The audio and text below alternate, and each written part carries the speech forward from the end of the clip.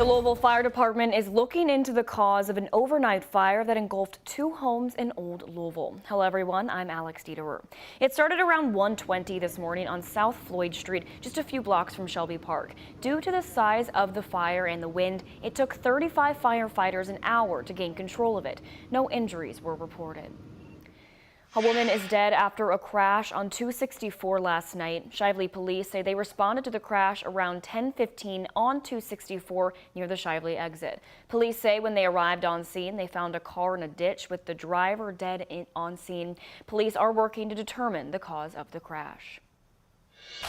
Shockwaves continue to be felt around the world after a heated meeting in the Oval Office between President Donald Trump and the Ukrainian president. Trump kicked President Zelensky out of the White House after he attempted to secure security guarantees from the U.S. as the two countries attempted to sign an economic deal. Not in a good position. You don't have the cards right now. With us, you start having cards. But right now, you don't. You're playing cards. You're playing cards. You're gambling with the lives of millions of people. You're gambling with World War III.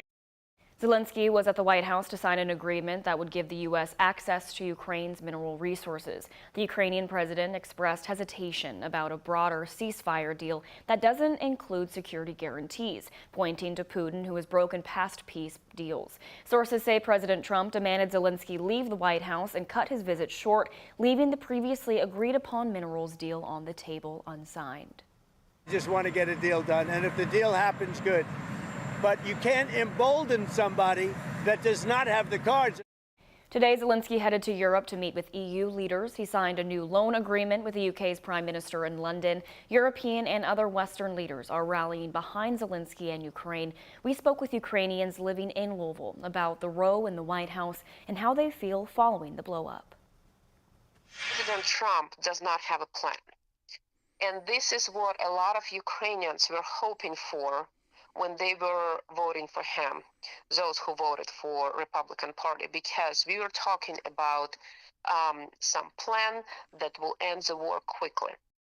Meanwhile, a senior U.S. official says the Trump administration is now strongly considering cutting off shipments of military aid to Ukraine in the wake of that meeting.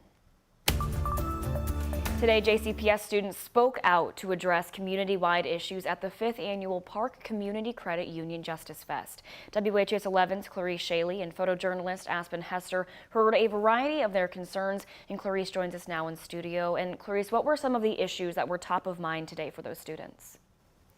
Well, Alex, these young activists filled the Muhammad Ali Center, sharing their presentations to address a variety of their concerns, from food access to diversity. Students involved in the Hispanic Student Union in the school district spoke about having their voices heard and having more Hispanic literature, saying they are not just representing one culture, but a collection of diverse cultures. Actions taken by the Trump administration, putting limitations on immigrants, was also a part of the conversation.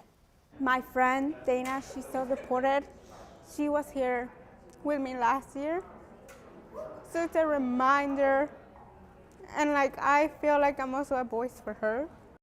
Justice Fest is the result of projects students have been working on for months. They are involved in an immersive learning program through JCPS called Justice Now. It challenges students to make Louisville their classroom and justice their curriculum. They work to lead campaigns for positive change in their community. And that's exactly what the Hispanic Student Union presenters are doing. They made their voice heard at the Justice Fest and are working for a place alongside the Board of Education. Live in studio, Clarice Shaley, WHAS11 on your side. All right, thank you, Clarice. It's now been 1 year since the miraculous rescue of a semi-driver hanging off the 2nd Street Bridge. WHAS11 covered the entire situation live, from the rescue operation to the moment LFD crews helped bring the entire semi back topside. Captain Michael Wren was one of the first who responded and who rushed into action last year. Captain Wren says the department has grown since that day to make sure it's always ready and able to save lives. We've done a lot more training over it. We've gotten more equipment from it. So there's been a lot of positive light that is shined on the Louisville Fire Department. Captain Wren says the team also eventually met with Sydney Thomas, a semi-truck driver that they rescued that day.